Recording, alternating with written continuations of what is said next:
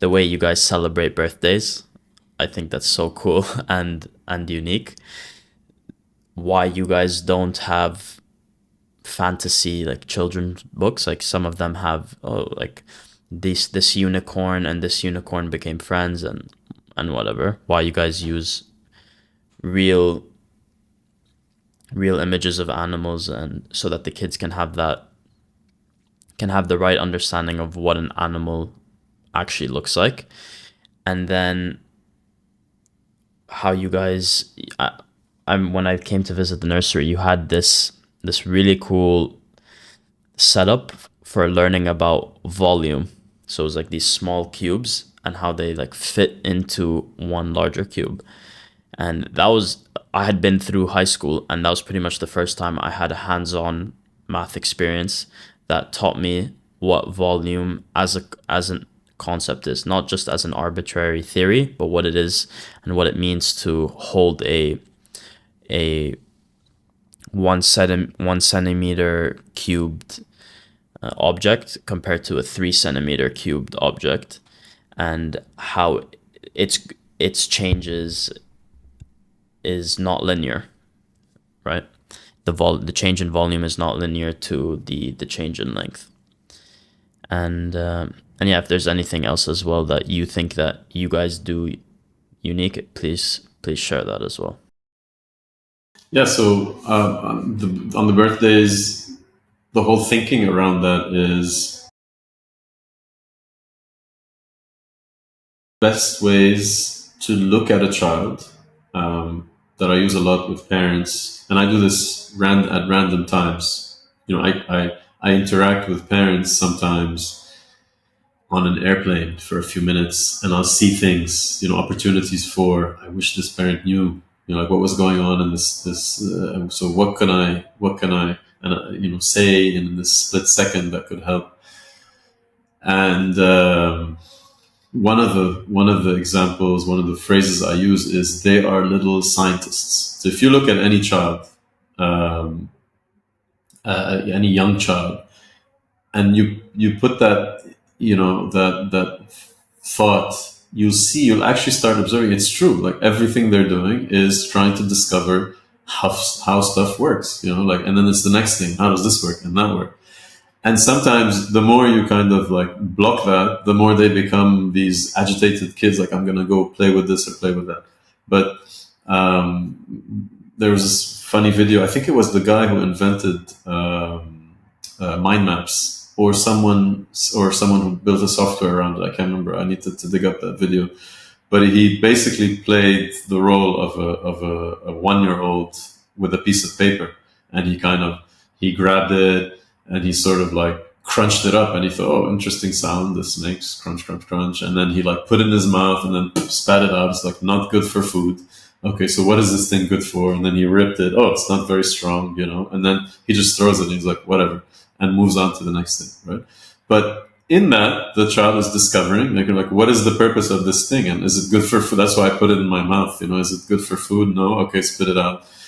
And so the idea is, if your child is this scientist, like discovering the world, what role? And this is like the key for me in this whole thing, is trying to understand what is the purpose? What are we trying to do? We're trying to prepare children for life. What do children need? Like, what are their what is going on inside of them? And then once that's answered, then how do you optimize yourself around that, as parents and as a school and as basically the system around the kids, around the children.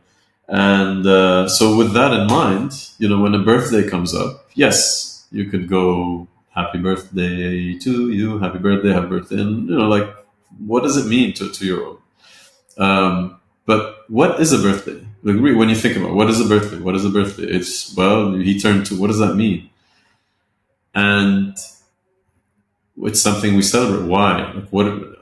Okay. Well, what really happened is that the Earth went around the sun once. Like, that's actually what happened. That's, you're 20 years old. You're gonna turn 21 that means the Earth went around the sun once, right? So the way we do the birthday, and this is how it's done in this system, which I found fascinating. And maybe the difference I bring is I get curious about these things. I don't just take them and I go, I wonder, why do we do it this way? And this is so cool. And what is it about that? Oh, it's because we're trying to use every opportunity to explain to children how the world works. So the way the birthday works is the parents are invited in. This is for the 3+ children who can handle parents coming in back to you get dropped off at school. You say bye to your parents, and then they come back, and then they say bye again, and you're sort of old enough to handle it. The younger ones, it can get a bit too emotional, so we do the birthday without the parents. It's the teacher that does this. But the full experience when you're 3 to 6 years old is the parents are asked to prepare some pictures and a few stories, short stories to share at the different ages of the child. So if it's a 4-year-old, it's some pregnancy pictures when you were in your mom's stomach, birth, turned 1, turned 2, turned 3, turned 4, right? And we ask the parents to bring those in, print out the pictures, and have a few things to share, interesting things to share about that. And so the children will sit in a circle. The classroom has this space where